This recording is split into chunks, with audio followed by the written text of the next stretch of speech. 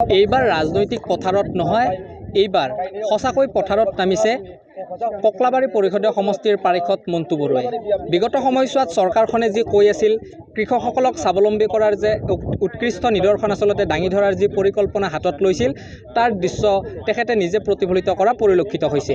Camera পাৰ্চনক মই দৃশ্য দেখুৱাবলৈ অনুৰোধ জনাইছোঁ। এনেধৰণে বাক্সাৰ যি নতুন বৰগাঁও অঞ্চল আছে, এই অঞ্চলত কৃষক ৰাইজে আজি একেলগে সমূহীয়াভাৱে বিভিন্নজনে খেতি পথাৰত নামি পৰা পৰিলক্ষিত হৈছে আৰু ব্যতিক্ৰমভাৱে যিগৰাকী স্থানীয় পাৰিষদ আছে, সেই পাৰিষদগৰাকীয়েও ইয়াত উপস্থিত হৈছে আৰু খেতিয়কসকলৰ সৈতে মনৰ বতৰা পাতিছে। সমান্তৰালভাৱে তেখেতসকলৰ যি কৰ্ম, সেই কৰ্মৰ লগত একেলগে মিল থকা পৰিলক্ষিত হৈছে। তেখেতেও দাৱনীকে আদি কৰি বিভিন্ন ধৰণৰ কামসমূহ কৰা পৰিলক্ষিত হৈছে আৰু কৃষকসকলক আগুৱাই নিয়াৰ যি পৰিকল্পনা চৰকাৰখনে হাতত লৈছিল, সেই পৰিকল্পনাৰ সমান্তৰালভাৱে তেখেতে নিজেই পথাৰত নামিছে আৰু পথাৰত নামি তেখেতে কেনেধৰণৰ আচলতে মন্তব্য আগবঢ়ায় সেই সন্দৰ্ভত যিহেতু বিটিআৰৰ পাৰিষদগৰাকী আছে, তেখেতৰ পৰা মই জানিব চেষ্টা কৰিম।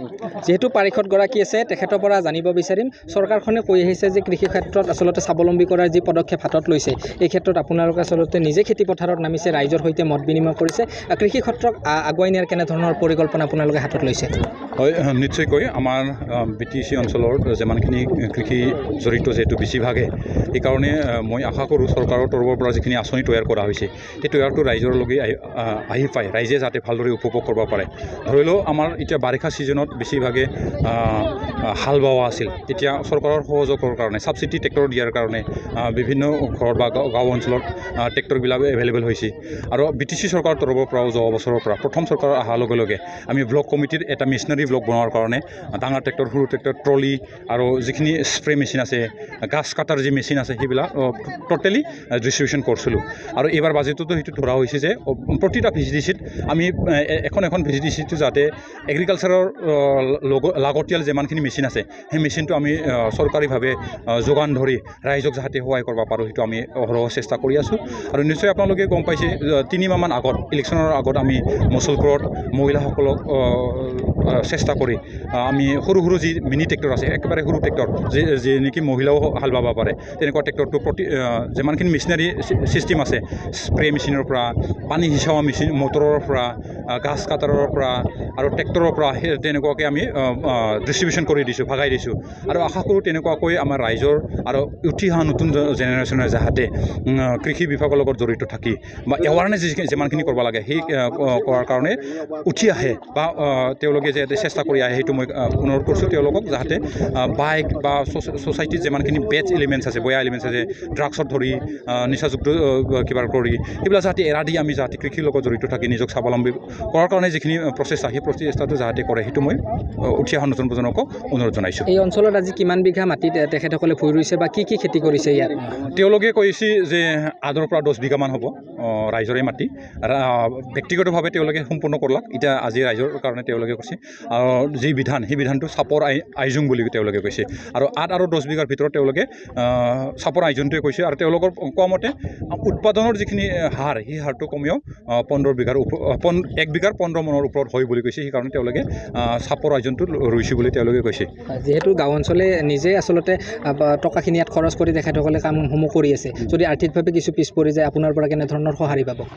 নিশ্চয়কৈ এই নতুন বৰগাঁও গাঁওখন মোৰ গাঁৱৰ নিচিনাকৈ হয়, কাৰণ মই বহাগতো ইয়াতে একেলগে ৰাইজৰ লগত আহোঁ, এতিয়া বাৰিষাতো আহিছোঁ।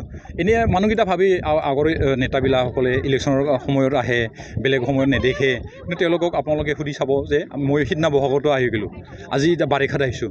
আৰু যদি বাৰিষা যোৱাৰ পিছত আৰু এৱাৰনেছ আমাৰ ছ'চাইটিৰ যিখিনি উঠি অহা নতুন প্ৰজন্ম আছে, তেওঁলোকক এৱাৰনেছৰ কাৰণে আমি আৰু এইখন গাঁৱত আৰু আহিম। সেইকাৰণে নতুন বৰগাঁৱৰ গাঁওসকলৰ লগত মই ওতঃপ্ৰোত জড়িত হৈ আছোঁ, আৰু সেইকাৰণে তেওঁলোকে আজি মোক ইয়াতে নিমন্ত্ৰণ কৰিছে।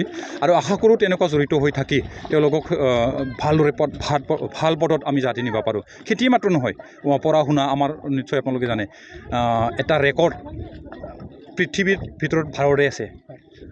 ভাৰতৰ ভিতৰত শ্ৰেষ্ঠ লাষ্ট গাঁও সেইটো নতুন বৰগাঁও। ইয়াৰ পৰা গাঁও নাই আৰু পিনে আপোনালোকে উত্তৰে চাওক, কোনো গাঁও নাই ইয়াতে।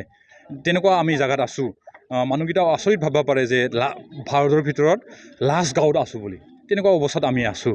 সেইকাৰণে ৰাইজৰ লগত আমি একেলগে থাকিম আৰু চৰকাৰৰ যিখিনি অনুদান আছে, যিখিনি আঁচনি আছে, সেইটো দিয়াৰ কাৰণে ৰাইজক মানে সহায় কৰাৰ কাৰণে আমি সদায় আছোঁ।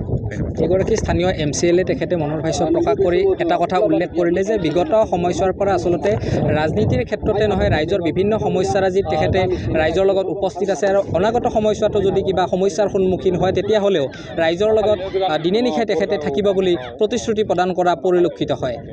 শালবাৰীৰ পৰা মই Pranjal Das, DA News Plus।